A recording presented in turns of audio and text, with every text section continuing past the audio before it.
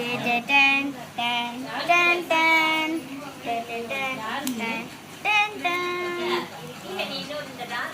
guys, welcome to our channel. இன்னைக்கு பிரகதிக்கு birthday. அவளோட gift opening video பார்க்கலாம்.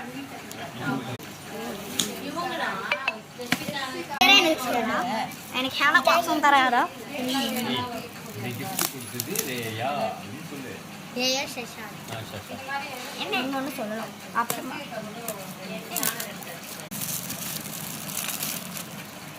இது வந்து பென்சில் பாக்ஸ். இந்த gift கொடுத்தது வந்து ரேயாக்காவும் சேஷியும் கொடுத்துருக்காங்க.